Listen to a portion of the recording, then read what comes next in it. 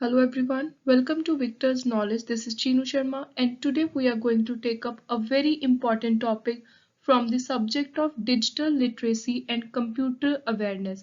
ਤੇ ਆਪਣਾ ਅੱਜ ਦਾ ਟੌਪਿਕ ਹੈ creating of directories and sub directories ਤੇ ਇਹਦੇ ਵਿੱਚ ਆਪਾਂ ਪਹਿਲਾਂ ਥਿਊਰੀ ਦੇਖਾਂਗੇ ਉਸ ਤੋਂ ਬਾਅਦ ਕੁਝ ਇੰਪੋਰਟੈਂਟ ਐਮਸੀਕਿਊਜ਼ ਤੇ ਜਿਹੜਾ ਇਹ ਟੌਪਿਕ ਹੈ ਇਹ ਪਾਰਟਿਕੂਲਰਲੀ ਜਿਹੜਾ ਆਉਣ ਵਾਲਾ intelligence assistance in intelligence cadre of Punjab Police as well as constable in Punjab Police investigation cadre ਇਸ ਪੋਸਟ ਦੇ ਲਈ ਜੋ ਐਗਜ਼ਾਮ ਹੋਣਾ ਉਹਦੇ ਲਈ ਬਹੁਤ ਇੰਪੋਰਟੈਂਟ ਟੌਪਿਕ ਹੈ ਤੇ ਕਾਫੀ ਸਾਰੇ ਸਟੂਡੈਂਟਸ ਡਿਮਾਂਡ ਕਰ ਰਹੇ ਸੀ although ਜਿਹੜਾ ਇਹ ਟੌਪਿਕ ਹੈ ਇਹ ਬਹੁਤ ਹੀ ਜ਼ਿਆਦਾ ਟੈਕਨੀਕਲ ਟੌਪਿਕ ਹੈ but I have tried to compile the best possible material in easiest language as well as you will get to know more about this topic through MCQs. Before beginning, I want to share something with you guys. So I have launched my own compiled notes for general awareness, complete as well as quantitative aptitude and reasoning. So general awareness ਦੇ ਅੰਦਰ ਜੋ ਵੀ important topics ਨੇ polity, science, geography, history, economics, static GK ਤੇ ਨਾਲ ਹੀ complete Indian art and culture ਸਾਰੇ topics ਦੇ detailed notes available ਨੇ. And also, if you want to avail these notes, you can either send email on legalvictor02896@gmail.com or you can send direct message on Instagram page Victor's Knowledge. So now let's begin with the topic. ਸਭ ਤੋਂ ਪਹਿਲਾਂ topic ਦੀ ਸ਼ੁਰੂਆਤ ਕਰਨ ਦੇ ਲਈ ਤੁਸੀਂ ਆਪਣੇ ਦਿਮਾਗ ਦੇ ਵਿੱਚ ਡਾਇਰੈਕਟਰੀ ਨੂੰ ਲੈ ਕੇ ਇੱਕ ਸਿੰਪਲ ਜਿਹਾ ਕਨਸੈਪਟ ਬਿਠਾ ਲਓ ਵੀ ਡਾਇਰੈਕਟਰੀ ਇੱਕ ਇਹੋ ਜਿਹੀ ਕੰਪਿਊਟਰ ਦੀ ਜਗ੍ਹਾ ਹੈ, ਇੱਕ ਇਹੋ ਜਿਹਾ ਕਮਰਾ ਹੈ ਜਿੱਥੇ ਤੁਸੀਂ ਕੰਪਿਊਟਰ ਦਾ ਜੋ ਵੀ ਸਮਾਨ ਹੈ, ਫਾਈਲਸ ਨੇ, ਉਹਨਾਂ ਨੂੰ ਸਟੋਰ ਕਰਕੇ ਰੱਖਦੇ ਹੋ। ਸੋ ਜਿਵੇਂ ਆਪਣੇ ਘਰ ਦੇ ਵਿੱਚ ਇੱਕ ਸਟੋਰ ਰੂਮ ਹੁੰਦਾ ਹੈ ਜਾਂ ਅਲੱਗ-ਅਲੱਗ ਰੈਕਸ ਹੁੰਦੇ ਨੇ, ਕਪਬੋਰਡਸ ਹੁੰਦੇ ਨੇ, ਜਿੱਥੇ ਆਪਾਂ ਆਪਣੀਆਂ ਸਮਾਨ ਅਲੱਗ-ਅਲੱਗ ਤਰੀਕੇ ਦਾ ਉਹਨੂੰ ਅਲੱਗ ਜਗ੍ਹਾ ਤੇ, ਜਿਵੇਂ ਕਿਚਨ ਦਾ ਸਮਾਨ ਹੈ ਉਹਨੂੰ ਆਪਾਂ ਕਿਚਨ ਦੇ ਕਪਬੋਰਡਸ ਰੱਖਦੇ ਹਾਂ, ਕੱਪੜਿਆਂ ਨੂੰ ਆਪਾਂ ਰੂਮ ਦੇ ਵਿੱਚ ਅਲਮੀਰਾ 'ਚ ਰੱਖਦੇ ਹਾਂ। ਸੋ ਜਿਹੜੀ ਵੀ ਜਗ੍ਹਾ ਜਿੱਥੇ ਵੀ ਆਪਾਂ ਕਿਸੇ ਸਮਾਨ ਨੂੰ ਸਟੋਰ ਕਰਕੇ ਰੱਖਦੇ ਹਾਂ, ਚਾਹੇ ਉਹ ਕੋਈ ਕਮਰਾ ਜਾਂ ਫਿਰ ਉਹ ਕੋਈ ਅਲੱਗ ਅਲਮੀਰਾਜ਼ ਨੇ ਉਸ ਕਮਰੇ ਦੇ ਅੰਦਰ, ਸੋ ਉਹ ਚੀਜ਼ ਕੰਪਿਊਟਰ ਦੇ ਅੰਦਰ ਡਾਇਰੈਕਟਰੀ ਦੇ ਨਾਮ ਤੋਂ ਜਾਣੀ ਜਾਂਦੀ ਹੈ। ਸੋ ਜਿਵੇਂ ਇੱਕ ਪੂਰਾ ਕਮਰਾ ਹੈ ਉਹਨੂੰ ਤੁਸੀਂ ਡਾਇਰੈਕਟਰੀ ਕਹੋਗੇ, ਉਸ ਕਮਰੇ ਦੇ ਅੰਦਰ ਜੇ ਤੁਸੀਂ ਪਾਰਟਿਕੂਲਰਲੀ ਕੋਈ ਅਲਮਾਰੀਆਂ ਦੇ ਵਿੱਚ ਸਮਾਨ ਰੱਖਦੇ ਹੋ, ਉਹ ਅਲਮਾਰੀਆਂ ਕੰਪਿਊਟਰ ਭਾਸ਼ਾ ਦੇ ਅੰਦਰ ਆ ਗਈਆਂ ਸਬ ਡਾਇਰੈਕਟਰੀਜ਼। ਸੋ ਤੁਸੀਂ ਇੰਨੀ ਕਨਸੈਪਟ ਨੂੰ ਪਹਿਲਾਂ ਦਿਮਾਗ 'ਚ ਰੱਖ ਕੇ ਇਸ ਟੌਪਿਕ ਨੂੰ ਅੱਗੇ ਸਮਝਣਾ ਹੈ। ਸੋ ਕਹਿੰਦੇ ਕੰਪਿਊਟਰ ਦੇ ਵਿੱਚ ਬਹੁਤ ਸਾਰੇ ਅਲੱਗ-ਅਲੱਗ ਤਰੀਕੇ ਨੇ ਫੋਲਡਰ ਕ੍ਰੀਏਟ ਕਰਨ ਦੇ, ਸਬ ਫੋਲਡਰ, ਡਾਇਰੈਕਟਰੀ, ਸਬ ਡਾਇਰੈਕਟਰੀ। ਜਿਹੜਾ ਵੀ ਅਲੱਗ-ਅਲੱਗ ਮੈਥਡ ਹੈ ਇਹ ਡਿਪੈਂਡ ਕਰਦਾ ਵੀ ਤੁਸੀਂ ਕਿਹੜਾ ਆਪਰੇਟਿੰਗ ਸਿਸਟਮ ਯੂਜ਼ ਕਰ ਰਹੇ ਹੋ। ਸੋ ਜਿਵੇਂ ਕਿਸੇ ਆਪਰੇਟਿੰਗ ਸਿਸਟਮ ਦੇ ਵਿੱਚ ਤਾਂ ਆਪਾਂ ਵਰਡ ਫੋਲਡਰ ਯੂਜ਼ ਕਰਦੇ ਹਾਂ, ਕਿਤੇ ਆਪਾਂ ਵਰਡ ਯੂਜ਼ ਕਰਦੇ ਹਾਂ ਡਾਇਰੈਕਟਰੀ। ਸੋ ਡਾਇਰੈਕਟਰੀ ਕੀ ਹੈ, ਜਿਵੇਂ ਮੈਂ ਤੁਹਾਨੂੰ ਸਮਝਾਇਆ ਵੀ ਇੱਕ ਇਹੋ ਜਿਹੀ ਜਗ੍ਹਾ ਹੈ, ਲੋਕੇਸ਼ਨ ਹੈ ਜਿੱਥੇ ਆਪਾਂ ਕੰਪਿਊਟਰ ਦੇ ਵਿੱਚ ਆਪਣੀਆਂ ਫਾਈਲਾਂ ਨੂੰ ਸਟੋਰ ਕਰਦੇ ਹਾਂ, ਸਾਂਭ ਕੇ ਰੱਖਦੇ ਹਾਂ। ਸੋ ਡਾਇਰੈਕਟਰੀ ਹੈ ਜਿਹੜੀ ਇਹ ਹਾਇਰਾਰਕੀਅਲ ਫਾਈਲ ਸਿਸਟਮ ਦੇ ਵਿੱਚ ਆਉਂਦੀ ਹੈ। ਸੋ ਇਹਦੇ ਅਲੱਗ-ਅਲੱਗ ਸਟਰਕਚਰ ਨੇ, ਜਿਵੇਂ 1 ਲਾਈਨ ਸਟਰਕਚਰ ਹੈ, 2 ਟਾਇਰ ਸਟਰਕਚਰ ਹੈ ਜਾਂ ਇੱਕ ਟਰੀ ਸਟਰਕਚਰ ਹੈ। ਇਹ ਆਪਾਂ ਅਲੱਗ-ਅਲੱਗ ਜਿਹੜੀ ਕੈਟੇਗਰੀਜ਼ ਨੇ ਵੀ ਕਿਹੜੇ-ਕਿਹੜੇ ਤਰੀਕੇ ਦੇ ਨਾਲ ਆਪਾਂ ਸਮਾਨ ਨੂੰ ਸੰਭਾਲ ਕੇ ਰੱਖ ਸਕਦੇ ਹਾਂ, ਸਟੋਰ ਕਰਕੇ ਰੱਖ ਸਕਦੇ ਹਾਂ, ਉਹ ਆਪਾਂ ਅੱਗੇ ਪੜਾਂਗੇ। ਸੋ ਹਜੇ ਤੁਸੀਂ ਸਮਝ ਲਓ ਵੀ ਜਿਹੜੀਆਂ ਡਾਇਰੈਕਟਰੀਜ਼ ਨੇ ਇਹ ਅਲੱਗ-ਅਲੱਗ ਹਾਇਰਾਰਕੀਅਲ ਆਰਡਰ ਦੇ ਵਿੱਚ ਆਉਂਦੀਆਂ ਨੇ, ਜਿਵੇਂ ਕਿ ਲਾਈਨੈਕਸ, MS DOS, OS2, ਯੂਨਿਕਸ। ਸੋ ਅਲੱਗ-ਅਲੱਗ ਆਪਰੇਟਿੰਗ ਸਿਸਟਮ ਦੇ ਲਈ ਅਲੱਗ-ਅਲੱਗ ਕੈਟੇਗਰੀਜ਼ ਦੱਸੀਆਂ ਹੋਈਆਂ ਨੇ ਡਾਇਰੈਕਟਰੀਜ਼ ਦੀਆਂ। ਉਸ ਤੋਂ ਬਾਅਦ ਜੇ ਆਪਾਂ ਮਾਈਕਰੋਸਾਫਟ ਵਿੰਡੋ ਦੀ ਪਾਰਟਿਕੂਲਰਲੀ ਗੱਲ ਕਰੀਏ ਤਾਂ ਉਹਦੇ ਵਿੱਚ ਆਪਾਂ ਡਾਇਰੈਕਟਰੀਜ਼ ਨੂੰ ਫੋਲਡਰ ਕਹਿੰਦੇ ਹਾਂ। ਸੋ ਇਹ ਵੀ ਤੁਸੀਂ ਯਾਦ ਰੱਖਣਾ ਹੈ। ਜਿਵੇਂ ਆਪਾਂ ਨਾਰਮਲ ਆਪਣੇ ਕੰਪਿਊਟਰ ਦੇ ਵਿੱਚ ਫੋਲਡਰ ਬਣਾ ਕੇ ਰੱਖਦੇ ਹਾਂ ਜਿੱਥੇ ਆਪਾਂ ਆਪਣੀਆਂ ਫਾਈਲਾਂ ਪਾਉਂਦੇ ਹਾਂ, ਵੀਡੀਓਜ਼, ਮੂਵੀਜ਼, ਤੁਸੀਂ ਕੋਈ ਵੀ ਚੀਜ਼ ਸਟੋਰ ਕਰਕੇ ਰੱਖ ਲਓ। ਸੋ ਜਿਹੜਾ ਆਪਾਂ ਆਮ ਤੌਰ ਤੇ ਵਰਤਦੇ ਹਾਂ, ਸੋ ਜਿਹੜੇ ਫੋਲਡਰ ਬਣਾ ਕੇ ਰੱਖਦੇ ਆਪਾਂ ਆਪਣੇ ਕੰਪਿਊਟਰ ਦੇ ਵਿੱਚ, ਉਹ ਫੋਲਡਰਸ ਨੂੰ ਜੇ ਆਪਾਂ ਜ਼ਿਆਦਾ ਟੈਕਨੀਕਲ ਭਾਸ਼ਾ ਦੇ ਵਿੱਚ ਜਾਈਏ ਤਾਂ ਆਪਾਂ ਉੱਥੇ ਡਾਇਰੈਕਟਰੀਜ਼ ਦਾ ਨਾਮ ਦਿੰਦੇ ਹਾਂ। ਬਾਕੀ ਡਾਇਰੈਕਟਰੀ ਤੇ ਫੋਲਡਰ ਇਹਨਾਂ ਦਾ ਕੰਮ ਹੈ ਜਿਹੜਾ ਉਹ ਆਲਮੋਸਟ ਸਿਮਿਲਰ ਹੈ।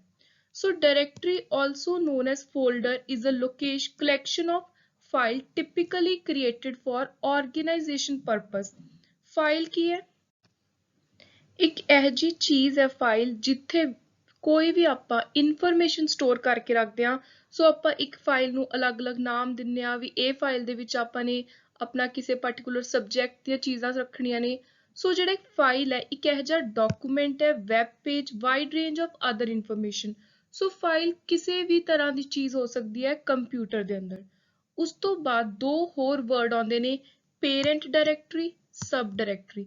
ਪੇਰੈਂਟ ਡਾਇਰੈਕਟਰੀ ਜਿਹੜੀ ਆਪਣੀ ਨਾਰਮਲ ਕਰੰਟ ਫੋਲਡਰ ਹੈ, ਡਾਇਰੈਕਟਰੀ ਹੈ, ਉਹਦੇ ਤੋਂ ਇੱਕ ਲੈਵਲ ਉੱਪਰ ਵਾਲੀ ਡਾਇਰੈਕਟਰੀ ਨੂੰ ਕਿਹਾ ਜਾਂਦਾ ਹੈ ਸਬ ਡਾਇਰੈਕਟਰੀ, ਜਿਹੜੀ ਇੱਕ ਡਾਇਰੈਕਟਰੀ ਦੇ ਅੰਦਰ ਡਾਇਰੈਕਟਰੀ ਹੈ। ਜਿਵੇਂ ਮੈਂ ਤੁਹਾਨੂੰ ਸਮਝਾਇਆ ਸੀ ਕਿ ਇੱਕ ਪੂਰਾ ਕਮਰਾ ਹੋ ਗਿਆ ਜਿੱਥੇ ਆਪਾਂ ਕੁਝ ਸਟੋਰ ਕਰਕੇ ਰੱਖਦੇ ਹਾਂ, ਡਾਇਰੈਕਟਰੀ। ਉਸ ਕਮਰੇ ਦੇ ਅੰਦਰ ਅਲਮਾਰੀਆਂ, ਉਹ ਹੋ ਗਈਆਂ ਸਬ ਡਾਇਰੈਕਟਰੀਜ਼। ਤੇ ਜਿਹੜੇ ਪੇਰੈਂਟ ਤੇ ਚਾਈਲਡ ਟਰਮਸ ਨੇ, ਇਹ ਆਮ ਤੌਰ ਤੇ ਵਰਤੇ ਜਾਂਦੇ ਨੇ ਸਬ ਡਾਇਰੈਕਟਰੀ ਤੇ ਡਾਇਰੈਕਟਰੀ ਦੇ ਰਿਲੇਸ਼ਨ ਨੂੰ ਲੈ ਕੇ। ਤੇ ਉਰੇ ਡਾਇਰੈਕਟਰੀ ਇੱਕ ਪੇਰੈਂਟ ਹੈ ਤੇ ਉਹਦਾ ਚਾਈਲਡ ਕੌਣ ਹੈ, ਸਬ ਡਾਇਰੈਕਟਰੀ, ਕਿਉਂਕਿ ਡਾਇਰੈਕਟਰੀ ਦੇ ਅੰਦਰ ਉਹਦੀ ਹਾਇਰਾਰਕੀਅਲ ਆਰਡਰ ਦੇ ਵਿੱਚ ਨੀਚੇ ਆਉਂਦੀ ਹੈ ਸਬ ਡਾਇਰੈਕਟਰੀ। ਸੋ ਨੰਬਰ 1 ਤੇ ਆਪਣੇ ਕੋਲ ਡਾਇਰੈਕਟਰੀ ਆਊ, ਇੱਕ ਡਾਇਰੈਕਟਰੀ ਦੇ ਅੰਦਰ ਆਪਾਂ ਨੀਚੇ ਕ੍ਰੀਏਟ ਕਰਾਂਗੇ ਸਬ ਡਾਇਰੈਕਟਰੀ। ਸੋ ਇਹ ਹੋ ਗਈ ਪੇਰੈਂਟ ਤੇ ਇਹ ਹੋ ਗਿਆ child. So now we have understood what is directory, subdirectory, file ਕੀ ਹੁੰਦੀ ਹੈ ਤੇ ਉਹਨਾਂ ਦਾ relation ਕੀ ਹੈ। Now let's move towards little technical knowledge about directory. So ਤੁਸੀਂ ਇੱਕ ਕੰਪਿਊਟਰ ਨੂੰ ਵੱਡੇ ਫਾਈਲ ਰੂਮ ਦੀ ਤਰ੍ਹਾਂ ਮੰਨ ਕੇ ਚੱਲੋ ਜਿੱਥੇ ਬਹੁਤ ਸਾਰੇ ਫਾਈਲ ਕੈਬਨਿਟਸ ਨੇ। ਸੋ ਹਰ ਫਾਈਲ ਕੈਬਨਿਟ ਦੇ ਵਿੱਚ ਫੋਲਡਰਸ ਨੇ, ਫਾਈਲਾਂ ਪਈਆਂ ਨੇ। ਸੋ ਜਿਹੜੀ ਡਾਇਰੈਕਟਰੀ ਹੈ ਉਹ ਵੀ ਇੱਕ ਵੱਡੇ ਕਮਰੇ ਦੀ ਤਰ੍ਹਾਂ ਹੈ ਜਿੱਥੇ ਬਹੁਤ ਸਾਰੀਆਂ ਫਾਈਲਾਂ ਆਪਾਂ ਸਟੋਰ ਕਰਕੇ ਰੱਖਦੇ ਹਾਂ ਤੇ ਉਹ ਫਾਈਲਾਂ ਦੇ ਵਿੱਚ ਕੁਝ ਸਬ ਡਾਇਰੈਕਟਰੀਜ਼ ਵੀ ਹੁੰਦੀਆਂ ਨੇ ਜਿਨ੍ਹਾਂ ਨੂੰ ਆਪਾਂ ਫਾਈਲਸ ਕਹਿੰਦੇ ਹਾਂ। ਉਸ ਤੋਂ ਬਾਅਦ ਜਿਵੇਂ ਕਹਿੰਦੇ ਇੱਕ ਕਮਰੇ ਦਾ ਜਾਂ ਕਿਸੇ ਘਰ ਦਾ ਫਿਜ਼ੀਕਲ ਐਡਰੈਸ ਹੁੰਦਾ, ਉਸੇ ਤਰ੍ਹਾਂ ਇੱਕ ਡਾਇਰੈਕਟਰੀ ਤੱਕ ਪਹੁੰਚਣ ਲਈ ਵੀ ਜੇ ਆਪਾਂ ਨੇ ਕਿਸੇ ਫਾਈਲ ਨੂੰ ਲੱਭਣਾ, ਡਾਇਰੈਕਟਰੀ ਦਾ ਮਤਲਬ ਕੀ ਹੈ, ਫੋਲਡਰ। ਸੋ ਕੰਪਿਊਟਰ ਦੇ ਅੰਦਰ ਜੇ ਤੁਸੀਂ ਕਿਸੇ ਫਾਈਲ ਨੂੰ ਦੇਖਣਾ ਵੀ ਉਹ ਕਿਹੜੇ ਫੋਲਡਰ 'ਚ ਪਈ ਹੈ, ਉਹਦੀ ਡਾਇਰੈਕਟਰੀ ਕੀ ਹੈ, ਉਹਦੇ ਲਈ ਵੀ ਇੱਕ ਪ੍ਰੋਪਰ ਐਡਰੈਸ ਹੁੰਦਾ ਜਿਹੜਾ ਹਾਰਡ ਡਰਾਈਵ ਦੇ ਅੰਦਰ ਹੁੰਦਾ, ਜਿਹਨੂੰ ਆਪਾਂ ਪਾਥ ਕਹਿੰਦੇ ਆ। ਤੇ ਇਹ ਇੱਕ ਲਿੰਕ ਦੇ ਜ਼ਰੀਏ ਆਪਾਂ ਨੂੰ ਲੱਭਣਾ ਪੈਂਦਾ। ਸੋ ਜਦੋਂ ਵੀ ਤੁਸੀਂ ਕਿਸੇ ਵੀ ਫਾਈਲ ਨੂੰ ਲੱਭਣਾ, ਤੁਹਾਨੂੰ ਇੱਕ ਪਾਰਟਿਕੂਲਰ ਐਡਰੈਸ ਚਾਹੀਦਾ ਹੈ। ਉਹ ਐਡਰੈਸ ਲਈ ਇੱਕ ਪਹਿਲਾਂ ਲਿੰਕ ਚਾਹੀਦਾ, ਜਿਹੜੇ ਲਿੰਕ ਨੂੰ ਤੁਸੀਂ ਭਰ ਕੇ ਜਾਂ ਕਲਿੱਕ ਕਰਕੇ ਤੁਸੀਂ ਡਾਇਰੈਕਟਰੀ ਤੱਕ ਪਹੁੰਚੋਗੇ। ਸੋ ਦੋ ਤਰ੍ਹਾਂ ਦੇ ਲਿੰਕ ਨੇ ਡਾਇਰੈਕਟਰੀ ਤੱਕ ਪਹੁੰਚਣ ਲਈ, ਇੱਕ ਹੈ ਐਬਸੋਲਿਊਟ ਲਿੰਕ, ਦੂਜਾ ਹੈ ਰਿਲੇਟਿਵ। ਐਬਸੋਲਿਊਟ ਲਿੰਕ ਦਾ ਮਤਲਬ ਹੈ ਜਿੱਥੇ ਤੁਹਾਡੇ ਕੋਲ ਪੂਰਾ ਫੁੱਲ ਐਡਰੈਸ ਹੋਵੇ, ਤੇ ਜਿਹੜਾ ਰਿਲੇਟਿਵ ਲਿੰਕ ਆ ਉਹਦਾ ਮਤਲਬ ਹੈ ਕਿ ਤੁਹਾਡੇ ਕੋਲ ਥੋੜਾ ਜਿਹਾ ਪਾਥ ਹੋਵੇ, ਤੁਹਾਨੂੰ ਥੋੜਾ ਵਰਡ ਪਤਾ ਹੋਵੇ ਜਾਂ ਹਲਕਾ ਜਿਹਾ ਰਸਤਾ ਪਤਾ ਹੋਵੇ ਕਿ ਤੁਹਾਡੀ ਫਾਈਲ ਤੱਕ ਪਹੁੰਚਣ ਲਈ ਤੁਸੀਂ ਕਿਹੜੇ ਵਰਡਸ ਯੂਜ਼ ਕਰਕੇ ਜਾਣਾ। ਸੋ ਜਦੋਂ ਤੁਸੀਂ ਇੱਕ ਵਾਰੀ ਕੰਪਿਊਟਰ ਦੀ ਵਿੰਡੋ ਖੋਲ ਲਈ ਤਾਂ ਉੱਥੇ ਤੁਸੀਂ ਦੇਖਦੇ ਹੋ ਬਹੁਤ ਸਾਰੀਆਂ ਡਰਾਈਵਸ ਆਉਂਦੀਆਂ ਨੇ ਜਿਨ੍ਹਾਂ ਦਾ ਨਾਮ ਲਿਖਿਆ ਹੁੰਦਾ ਹੈ ਲੋਕਲ ਡਿਸਕ ਜਾਂ ਲੋਕਲ ਡਰਾਈਵ CDE। ਸੋ ਜਦੋਂ ਵੀ ਆਪਾਂ ਵਿੰਡੋ ਮੇਨ ਖੋਲਦੇ ਹਾਂ ਕੰਪਿਊਟਰ ਦੀ, ਐਵੇਂ ਦੇ ਆਪਾਂ ਨੂੰ ਫੋਲਡਰ ਦਿਖਦੇ ਨੇ, ਇਹ ਫੋਲਡਰ ਨੂੰ ਆਪਾਂ ਡਾਇਰੈਕਟਰੀ ਕਹਿੰਦੇ ਆ। ਸੋ ਤੁਸੀਂ ਪਾਰਟਿਕੂਲਰਲੀ ਜੇ ਇਹ ਕਿਸੇ ਵੀ ਫੋਲਡਰ ਦੇ ਉੱਤੇ ਕਲਿੱਕ ਕਰੋਗੇ, ਡਾਇਰੈਕਟਰੀ ਦੇ ਉੱਤੇ ਕਲਿੱਕ ਕਰੋਗੇ ਤਾਂ ਉਹਦੇ ਅੰਦਰ ਤੁਸੀਂ ਦੇਖੋਗੇ ਕਿ ਬਹੁਤ ਸਾਰੀਆਂ ਫਾਈਲਸ ਪਈਆਂ ਹੁੰਦੀਆਂ ਨੇ। ਸੋ ਇਹੀ ਬੇਸਿਕ ਜਿਹਾ ਕੰਸੈਪਟ ਹੈ directory the, folder the. So next comes structure of directory in operating system. So ਤੁਸੀਂ ਦੇਖ ਸਕਦੇ ਹੋ ਵੀ ਇੱਕ ਹਾਇਰਾਰਕੀਅਲ ਆਰਡਰ ਦੇ ਵਿੱਚ ਹੁੰਦਾ, ਇੱਕ ਮੇਨ ਫੋਲਡਰ ਹੁੰਦਾ, ਉਹਦੇ ਅੰਦਰ ਬਾਕੀ ਸਬ ਫੋਲਡਰ ਹੁੰਦੇ ਨੇ ਜਿਨ੍ਹਾਂ ਨੂੰ ਆਪਾਂ ਸਬ ਡਾਇਰੈਕਟਰੀਜ਼ ਕਹਿੰਦੇ ਆ, ਤੇ ਉਹਨਾਂ ਦੇ ਅੰਦਰ ਆਪਣੇ ਕੋਲ ਪ੍ਰੋਪਰ ਫਾਈਲਸ ਪਈਆਂ ਹੁੰਦੀਆਂ ਨੇ। ਸੋ ਇਹ ਹੈ ਹਾਇਰਾਰਕੀਅਲ ਆਰਡਰ। ਨੈਕਸਟ ਹੁਣ ਆਪਾਂ ਕੁਝ ਬੇਸਿਕ ਲੌਜੀਕਲ ਸਟਰਕਚਰ ਦੇਖਾਂਗੇ ਡਾਇਰੈਕਟਰੀ ਦੇ। ਪਹਿਲਾ ਹੈ ਸਿੰਗਲ ਲੈਵਲ ਡਾਇਰੈਕਟਰੀ। ਸੋ ਜਿਹੜੀ ਸਿੰਗਲ ਲੈਵਲ ਡਾਇਰੈਕਟਰੀ ਹੈ, ਸਭ ਤੋਂ ਸਿੰਪਲ ਤਰੀਕੇ ਦਾ ਸਟਰਕਚਰ ਹੈ। ਇਹਦੇ ਵਿੱਚ ਕੀ ਹੁੰਦਾ, ਸਾਰੀਆਂ ਫਾਈਲਸ ਇੱਕ ਹੀ ਸੇਮ ਡਾਇਰੈਕਟਰੀ ਦੇ ਵਿੱਚ ਪਈਆਂ ਹੁੰਦੀਆਂ ਨੇ। ਸੋ ਤੁਸੀਂ ਦੇਖ ਸਕਦੇ ਹੋ ਕਿ ਇਹ ਇੱਕ ਸਿਮਿਲਰ ਕਾਈਂਡ ਦੀ ਡਾਇਰੈਕਟਰੀ ਹੈ, ਫੋਲਡਰ ਹੈ। ਇਹਦੇ ਅੰਦਰ ਲਾਈਨ ਵਾਈਜ਼ ਸਾਰੀਆਂ ਇੱਕੋ ਤਰ੍ਹਾਂ ਦੀਆਂ ਤੁਹਾਨੂੰ ਫਾਈਲਸ ਮਿਲਣਗੀਆਂ। ਨੈਕਸਟ ਹੈ ਟੂ ਲੈਵਲ ਡਾਇਰੈਕਟਰੀ। ਹੁਣ ਜਿਹੜੀ ਸਿੰਗਲ ਲੈਵਲ ਡਾਇਰੈਕਟਰੀ ਸੀ ਉਹਦੇ ਨਾਲ ਜੇ ਯੂਜ਼ਰਸ ਨੇ ਸਿਮਿਲਰ ਡਰਾਈਵ ਨੂੰ ਯੂਜ਼ ਕਰਨਾ ਹੁੰਦਾ ਤਾਂ ਕਾਫੀ ਕਨਫਿਊਜ਼ਨ ਕ੍ਰੀਏਟ ਹੁੰਦਾ, ਪਰ ਇਹ ਕਨਫਿਊਜ਼ਨ ਨੂੰ ਦੂਰ ਕਰਨ ਦੇ ਲਈ ਇਸ ਪ੍ਰੋਬਲਮ ਦਾ ਇੱਕ ਸੋਲਿਊਸ਼ਨ ਲੱਭਿਆ ਗਿਆ ਤੇ ਇੱਕ ਨਵੇਂ ਤਰੀਕੇ ਦੀ ਸਟਰਕਚਰ ਦੀ ਡਾਇਰੈਕਟਰੀ ਕੱਢੀ ਗਈ। ਸੋ ਇਹ ਹੈ ਡਾਇਰੈਕਟਰੀ 2 ਲੈਵਲ ਡਾਇਰੈਕਟਰੀ। ਇਹਦੇ ਵਿੱਚ ਕੀ ਹੈ, ਹਰ ਯੂਜ਼ਰ ਨੂੰ ਆਪਣਾ ਇੱਕ ਲੌਗਇਨ ਆਈਡੀ ਪਾਸਵਰਡ ਦੇਤਾ ਤੇ ਉਹਨਾਂ ਦੇ ਲਈ ਇੱਕ ਯੂਜ਼ਰ ਦੇ ਲਈ ਅਲੱਗ ਤੋਂ ਇੱਕ 2 ਲੈਵਲ ਦੀ ਕਿ ਇੱਕ ਮੇਨ ਡਾਇਰੈਕਟਰੀ ਉਹਦੇ ਅੰਦਰ ਫਾਈਲਸ। ਸੋ ਇਸ ਤਰ੍ਹਾਂ ਦੇ ਨਾਲ ਫਾਈਲਸ ਨੂੰ ਅਲੱਗ ਕਰਕੇ ਹਰ ਯੂਜ਼ਰ ਦੀ ਰਿਕੁਆਇਰਮੈਂਟ ਦੇ ਅਕੋਰਡਿੰਗ 2 ਸਟਰਕਚਰ ਕ੍ਰੀਏਟ ਕਰਤੇ। ਉਰੇ ਇੱਕ ਨਵੀਂ ਜਿਹੜੀ ਫੀਚਰ ਐਡ ਕੀਤੀ ਹੈ ਉਹ ਹੈ ਯੂਜ਼ਰ ਦੇ ਬਾਰੇ ਫੀਚਰ। ਸੋ ਯੂਜ਼ਰ ਨੂੰ ਇੱਕ ਲੌਗਇਨ ਆਈਡੀ ਪਾਸਵਰਡ ਦੇਤਾ ਕਿ ਉਹ ਆਪਣੇ ਜੋ ਵੀ ਉਹਨੇ ਫੋਲਡਰ ਐਕਸੈਸ ਕਰਨਾ, ਡਾਇਰੈਕਟਰੀ ਵਿੱਚ ਜਾਣਾ, ਆਪਣਾ ਲੌਗਇਨ ਆਈਡੀ ਲਗਾਵੇ ਤੇ ਸਿੱਧਾ ਉਸ ਡਾਇਰੈਕਟਰੀ ਦੇ ਵਿੱਚ ਜਾਵੇ। ਪਹਿਲਾਂ ਕੀ ਸੀ, ਸਿੰਗਲ ਵਾਲੇ ਦੇ ਵਿੱਚ ਇਕੱਠੀਆਂ ਫਾਈਲਸ ਪਈਆਂ ਸੀ। ਹੁਣ ਯੂਜ਼ਰ ਨੇ ਕਈ ਵਾਰੀ ਕਿਸੇ ਹੋਰ ਦੀ ਫਾਈਲ ਓਪਨ ਕਰ ਲਈ, ਇਹਦੇ ਨਾਲ ਕੀ ਹੁੰਦਾ ਸੀ, ਕਨਫਿਊਜ਼ਨ ਆਉਂਦਾ ਸੀ। ਸੋ ਇਸੇ ਕਨਫਿਊਜ਼ਨ ਨੂੰ ਦੂਰ ਕਰਨ ਦੇ ਲਈ ਤੁਸੀਂ ਦਿਮਾਗ 'ਚ ਰੱਖਣਾ ਵੀ 2 ਲੈਵਲ ਡਾਇਰੈਕਟਰੀ ਦੇ ਅੰਦਰ ਇੱਕ ਯੂਜ਼ਰਸ ਦੇ ਲਈ ਜਿਨ੍ਹਾਂ ਨੇ ਉਹਨਾਂ ਡਾਇਰੈਕਟਰੀਜ਼ ਨੂੰ ਐਕਸੈਸ ਕਰਨਾ ਅਲੱਗ ਤੋਂ ਫੋਲਡਰ ਕ੍ਰੀਏਟ ਕਰਤੇ। ਨੈਕਸਟ ਇੱਕ ਬਹੁਤ ਹੀ ਇੰਟਰਸਟਿੰਗ ਤੇ ਮੋਸਟ ਕਾਮਨਲੀ ਯੂਜ਼ ਸਟਰਕਚਰ ਹੈ ਟਰੀ ਸਟਰਕਚਰ। ਬੇਸਿਕਲੀ ਇਹ ਬਣਾਇਆ ਗਿਆ ਵੀ ਯੂਜ਼ਰ ਹੈ ਜਿਹੜਾ ਉਹ ਆਪਣੀ ਮਰਜ਼ੀ ਦੇ ਨਾਲ ਫੋਲਡਰ ਕ੍ਰੀਏਟ ਕਰ ਸਕੇ, ਕੋਈ ਲਿਮਿਟ ਨਾ ਹੋਵੇ ਕਿ ਕਿਸੇ ਨੇ ਸਿਰਫ ਇੱਕ ਸਟਰਕਚਰ ਦਾ ਬਣਾਉਣਾ ਹੈ ਜਾਂ 2 ਸਟਰਕਚਰ ਦੇ ਬਣਾਉਣੇ ਨੇ।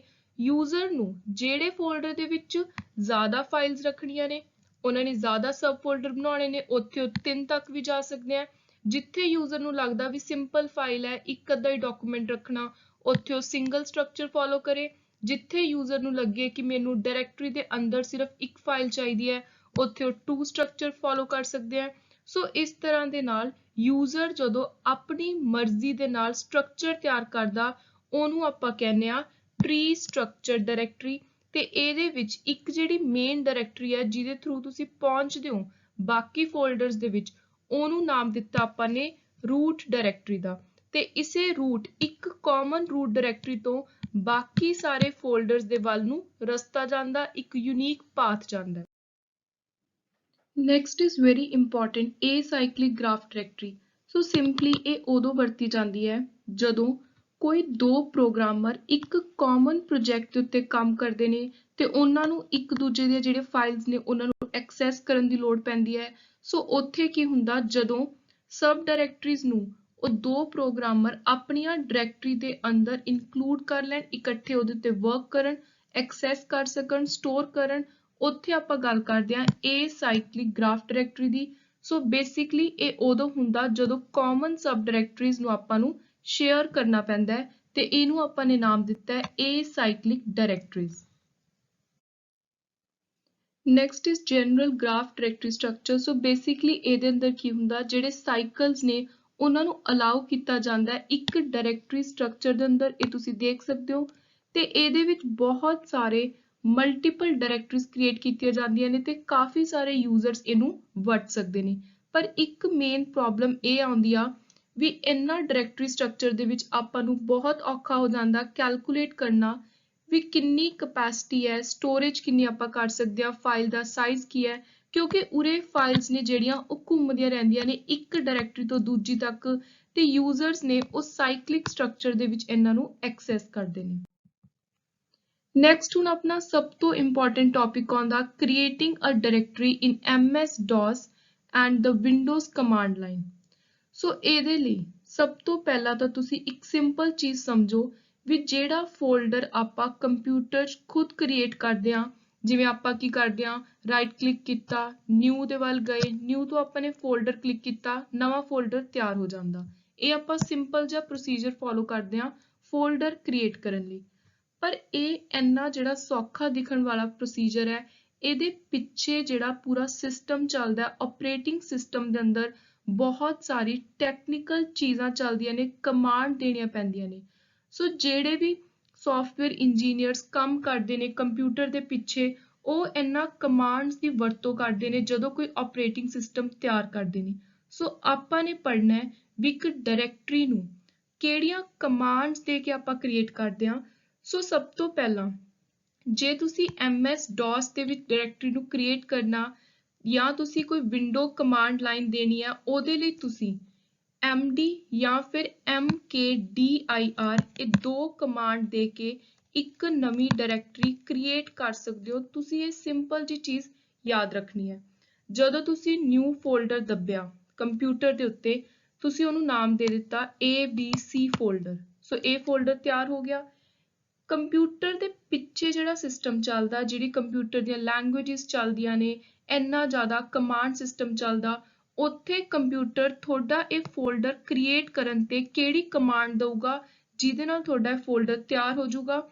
ਸੋ ਉੱਥੇ ਲਿਖਿਆ ਆਊਗਾ ਪਿੱਛੇ, ਜੇ ਤੁਸੀਂ ਜਾ ਕੇ ਦੇਖੋਗੇ mkdir abc। ਸੋ ਇਹ ਕਮਾਂਡ ਦਿੱਤੀ ਜਾਊਗੀ ਜਿਹਦੇ ਨਾਲ ਤੁਹਾਡਾ ਜਿਹੜੀ ਨਵਾਂ ਫੋਲਡਰ ਹੈ, ਨਿਊ ਡਾਇਰੈਕਟਰੀ ਹੈ, ਉਹ ਤਿਆਰ ਹੋ ਜੂ। ਸੋ ਜਿਵੇਂ ਉਰੇ ਐਗਜ਼ਾਮਪਲ ਦੇ ਤੌਰ ਤੇ ਹੋਪ ਨਾਮ ਦਿੱਤਾ ਗਿਆ ਫੋਲਡਰ ਨੂੰ, ਸੋ ਉੱਥੇ ਕਮਾਂਡ ਆ ਜੂਗੀ mkdir ਹੋਪ। ਉਸ ਤੋਂ ਬਾਅਦ ਹੁਣ ਜੇ ਤੁਸੀਂ ਇਸੇ ਫੋਲਡਰ ਦੇ ਅੰਦਰ ਇੱਕ ਹੋਰ ਫੋਲਡਰ ਕ੍ਰੀਏਟ ਕਰਨਾ ਹੈ, ਅੰਦਰ ਜਾ ਕੇ ਸਬ ਫੋਲਡਰ, ਸਬ ਡਾਇਰੈਕਟਰੀ, ਉੱਥੇ ਤੁਸੀਂ ਨਾਲ ਟੈਸਟ ਦਾ ਜਿਹੜਾ ਇੱਕ ਉਰੇ ਨਾਮ ਦਿੱਤਾ ਆਪਾਂ ਨੇ ਸਬ ਡਾਇਰੈਕਟਰੀ ਨੂੰ ਟੈਸਟ, ਸੋ ਤੁਸੀਂ ਉੱਥੇ ਟੈਸਟ ਦੀ ਕਮਾਂਡ ਦੇ ਦੋਗੇ। ਜਿਵੇਂ ਤੁਸੀਂ ਨਾਮ ਰੱਖਿਆ ABC ਤੋਂ ਬਾਅਦ DEF ਆਪਣੇ ਸਬ ਡਾਇਰੈਕਟਰੀ ਦਾ, ਸਬ ਫੋਲਡਰ ਦਾ। ਸੋ ਉੱਥੇ ਤੁਹਾਡੀ ਕਮਾਂਡ ਲਿਖ ਕੇ ਆਊਗੀ mkdir abc/def। ਸੋ ਇਸ ਤਰ੍ਹਾਂ ਦੇ ਨਾਲ ਕੰਪਿਊਟਰ ਲੈਂਗੁਏਜ ਦੇ ਵਿੱਚ ਜਦੋਂ ਆਪਾਂ MS-DOS ਆਪਰੇਟਿੰਗ ਸਿਸਟਮ ਜਾਂ ਵਿੰਡੋ ਕਮਾਂਡ ਲਾਈਨ ਦੀ ਵਰਤੋਂ ਦੇ ਨਾਲ ਡਾਇਰੈਕਟਰੀ, ਸਬ ਡਾਇਰੈਕਟਰੀ ਕ੍ਰੀਏਟ ਕਰਦੇ ਹਾਂ, ਤਾਂ ਉੱਥੇ ਜਿਹੜੀਆਂ ਕਮਾਂਡਸ ਦਿੱਤੀਆਂ ਜਾਂਦੀਆਂ ਨੇ, ਇਹ ਉਹਨਾਂ ਕਮਾਂਡਸ ਦੀ ਗੱਲ ਹੋ ਰਹੀ ਹੈ। ਤੇ ਇਹੀ ਐਗਜ਼ਾਮ ਦੇ ਲਈ ਸਭ ਤੋਂ ਇੰਪੋਰਟੈਂਟ ਤੁਸੀਂ ਕਮਾਂਡਸ ਯਾਦ ਕਰਨੀਆਂ ਨੇ। ਬਾਕੀ ਜੋ ਵੀ ਇੰਪੋਰਟੈਂਟ ਕਮਾਂਡਸ ਨੇ ਉਹ ਮੈਂ MCQ ਦੀ ਫਾਰਮ ਦੇ ਵਿੱਚ ਤੁਹਾਨੂੰ ਕਰਵਾ ਦੂੰਗੀ, ਪਰ ਉਰੇ ਤੁਸੀਂ ਬੇਸਿਕ ਚੀਜ਼ ਯਾਦ ਰੱਖਣੀ ਹੈ ਕਿ ਜਾਂ ਤਾਂ ਤੁਸੀਂ MD ਕਮਾਂਡ ਦੇ ਸਕਦੇ ਹੋ ਜਾਂ ਫਿਰ mkdir। ਤੇ ਉਰੇ ਮੈਂ ਤੁਹਾਨੂੰ ਦੁਬਾਰਾ ਰਿਪੀਟ ਕਰ ਦਿੰਦੀ ਹਾਂ ਜਿਹਦੇ ਨਾਲ ਤੁਹਾਨੂੰ ਚੀਜ਼ਾਂ ਕਲੀਅਰ ਹੋ ਜਾਣ। ਵੀ ਇੱਕ ਡਾਇਰੈਕਟਰੀ ਜਾਂ ਫੋਲਡਰ ਸਿੰਪਲੀ ਜਿਵੇਂ ਆਪਾਂ ਕੰਪਿਊਟਰ ਦੇ ਵਿੱਚ ਕ੍ਰੀਏਟ ਕਰਦੇ ਹਾਂ, ਉਹਦਾ ਇੱਕ ਬਹੁਤ ਸਿੰਪਲ ਜਿਹਾ ਪ੍ਰੋਸੀਜਰ ਹੈ। ਇੰਨਾ ਸੌਖਾ ਪ੍ਰੋਸੀਜਰ ਨਹੀਂ ਹੁੰਦਾ। ਕੰਪਿਊਟਰ ਦੇ ਵਿੱਚ ਇੱਕ ਲੈਂਗੁਏਜ ਚੱਲਦੀ ਹੈ ਜਿਹੜੀ ਪਿੱਛੇ ਕੰਮ ਕਰਦੀ ਹੈ, ਸਕਰੀਨ ਤੋਂ ਪਿੱਛੇ। ਸੋ ਇਹ ਆਪਾਂ ਉਹ ਗੱਲ ਕਰ ਰਹੇ ਹਾਂ ਉਰੇ। ਸੋ ਉੱਥੇ ਕਮਾਂਡ ਦੇਣੀ ਪੈਂਦੀ ਹੈ, ਕੰਪਿਊਟਰ ਦੀ ਟੈਕਨੀਕਲ ਲੈਂਗੁਏਜ ਵਰਤੀ ਜਾਂਦੀ ਹੈ।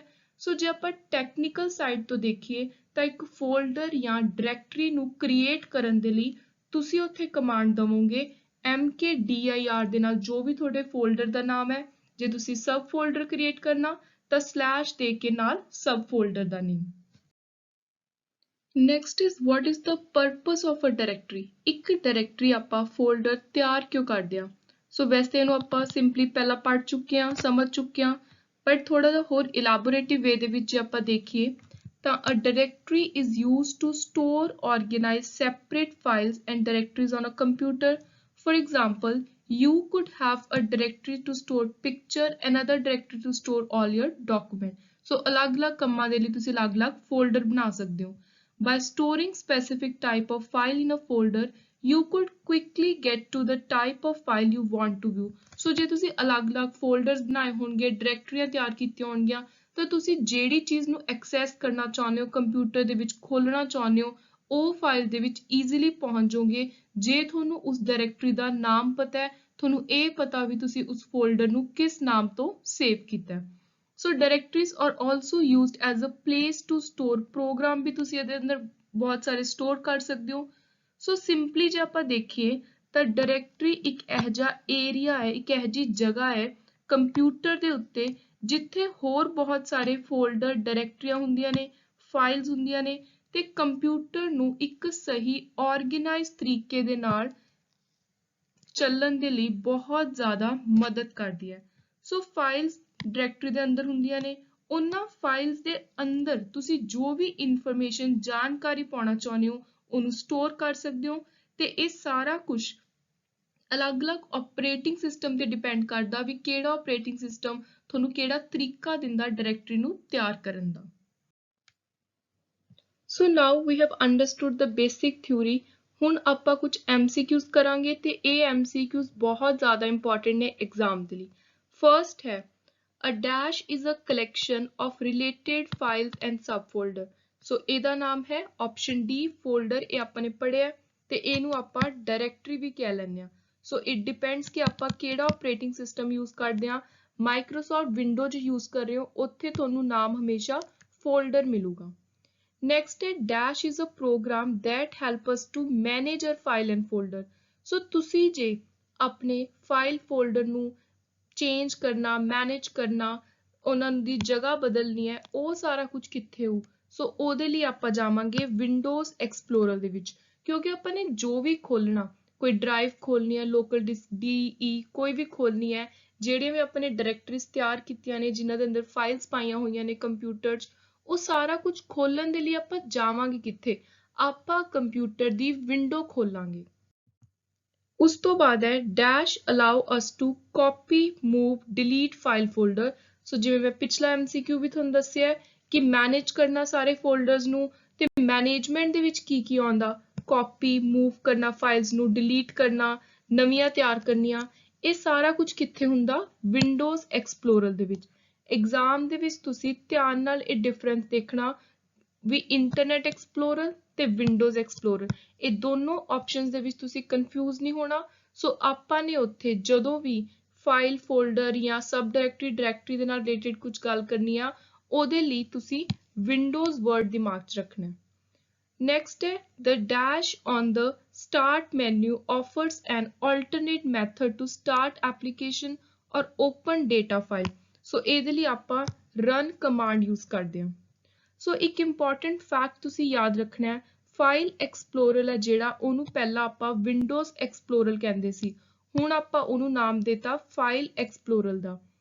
ਫਾਈਲ ਐਕਸਪਲੋਰਰ ਕੀ ਹੈ? ਇੱਕ ਇਹੋ ਜਿਹਾ ਫਾਈਲ ਮੈਨੇਜਰ ਐਪਲੀਕੇਸ਼ਨ ਹੈ ਜਿਹਦੇ ਵਿੱਚ ਕੀ ਮਾਈਕਰੋਸੌਫਟ ਵਿੰਡੋ ਆਪਰੇਟਿੰਗ ਸਿਸਟਮ ਵਰਤਿਆ ਜਾਂਦਾ ਹੈ ਵਿੰਡੋਜ਼ 95 ਤੋਂ ਬਾਅਦ, ਤੇ ਇਹਦੇ ਅੰਦਰ ਜਿਹੜਾ ਯੂਜ਼ਰ ਇੰਟਰਫੇਸ ਵਰਤਿਆ ਜਾਂਦਾ ਉਹ ਹੈ graphical. Next is which command display only file and directory name without size, date, time information. So ਜਦੋਂ ਵੀ ਤੁਸੀਂ ਕੋਈ ਡਾਇਰੈਕਟਰੀ ਜਾਂ ਫਾਈਲ ਦੀ ਗੱਲ ਕਰਦੇ ਹੋ ਤੇ ਉੱਥੇ ਤੁਸੀਂ ਕਮਾਂਡ ਦਿੰਦੇ ਹੋ ਜਦੋਂ ਤੁਸੀਂ ਕ੍ਰੀਏਟ ਕਰਨੀ ਹੈ ਡਾਇਰੈਕਟਰੀ। ਇਹ ਹੁਣ ਓਵਲੇ ਥੋੜੇ ਜਿਹੇ ਟੈਕਨੀਕਲ MCQs ਆ ਗਏ। ਸੋ ਕਹਿੰਦੇ ਕਿਹੜੀ ਕਮਾਂਡ ਤੁਸੀਂ ਦਵੋਗੇ ਜੇ ਤੁਸੀਂ ਚਾਹੁੰਦੇ ਹੋ ਵੀ ਸਿਰਫ ਤੁਹਾਡਾ ਫਾਈਲ ਤੇ ਡਾਇਰੈਕਟਰੀ ਤੁਹਾਨੂੰ ਦਿਖਣ, ਕੋਈ ਸਾਈਜ਼ ਨਾ ਪਤਾ ਲੱਗੇ, ਡੇਟ ਨਾ ਪਤਾ ਲੱਗੇ ਵੀ ਕਿਸ ਦਿਨ ਤਿਆਰ ਕੀਤੀ ਹੈ ਡਾਇਰੈਕਟਰੀ, ਟਾਈਮ ਇਨਫੋਰਮੇਸ਼ਨ ਨਾ ਪਤਾ ਲੱਗੇ, ਉਹਦੇ ਲਈ ਤੁਸੀਂ ਕਮਾਂਡ ਯੂਜ਼ ਕਰੋਗੇ ਆਪਸ਼ਨ C DIRB। Next ਹੈ which command displays comma for 1000 separating on file size while listing. ਸੋ ਇਹਦੇ ਲਈ ਕਮਾਂਡ ਯੂਜ਼ ਕਰਾਂਗੇ DIRC। Next is which command is used to display all the files having the .exe extension but different file name. ਸੋ ਕਹਿੰਦੇ ਕਿਹੜੀ ਹੈ ਜੀ command ਆ ਜਿਹਦੀ ਵਰਤੋਂ ਦੇ ਨਾਲ ਆਪਾਂ .exe extension ਲੈ ਕੇ ਆਵਾਂਗੇ ਪਰ ਫਾਈਲ ਨੇਮ ਜਿਹੜਾ ਹੋਊਗਾ ਉਹ ਆਪਾਂ ਚਾਹੁੰਦੇ ਹਾਂ ਵੀ ਅਲੱਗ ਹੋਵੇ। ਸੋ ਉਹਦੇ ਲਈ ਆਪਾਂ ਯੂਜ਼ ਕਰਾਂਗੇ dir.ext। ਉਸ ਤੋਂ ਬਾਅਦ ਹੈ which command should be used to display all files within specified subordinate directory of subdirectory.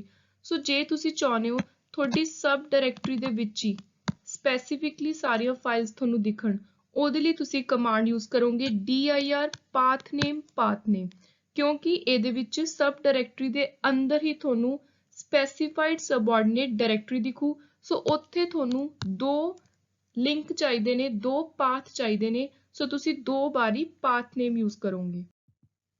ਉਸ ਤੋਂ ਬਾਅਦ ਹੈ which command display directory list including file in tree structure.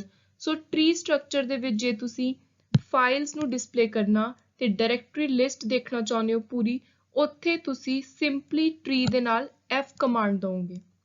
Next is which command will be used to display a file within the specified directory of path name.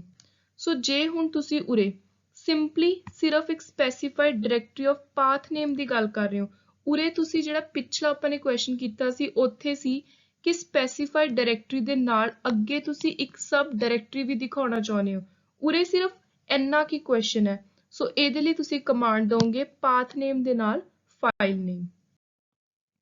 Next is which command creates a directory or subdirectory? Most important question in the topic of creating of directory subdirectory. So ਇੱਕ folder ਬਣਾਉਣ ਦੇ ਲਈ ਜਾਂ ਇੱਕ ਸਬ folder ਬਣਾਉਣ ਦੇ ਲਈ command ਕਿਹੜੀ ਦਵਾਂਗੇ ਆਪਾਂ? ਸੋ ਉਹ ਹੈ both B and C, mkdir ਤੇ md। Next is which command display current directory name or change from one to another. So ਇਹਦੇ ਲਈ ਆਪਾਂ A ਤੇ B ਇਹ ਦੋਨੋਂ commands ਵਰਤ ਸਕਦੇ ਹਾਂ. Which command is used to delete the directory that is empty? ਜੇ ਕੋਈ folder ਖਾਲੀ ਹੈ ਤੁਸੀਂ ਉਹਨੂੰ delete ਕਰਨਾ ਚਾਹੁੰਦੇ ਹੋ ਉੱਥੇ ਤੁਸੀਂ command ਦਵੋਗੇ rd. Next is while working with MS-DOS, which command transfer a specific file from one disk to another? So ਜੇ ਤੁਸੀਂ MS-DOS ਵਰਤ ਰਹੇ ਹੋ ਉੱਥੇ ਤੁਸੀਂ ਇੱਕ specific file ਨੂੰ disk ਚੋਂ ਕੱਢ ਕੇ ਦੂਜੀ disk ਵਿੱਚ ਪਾਉਣਾ. ਸੋ ਉਹਦੇ ਲਈ ਤੁਸੀਂ command ਵਰਤੋਗੇ disk copy.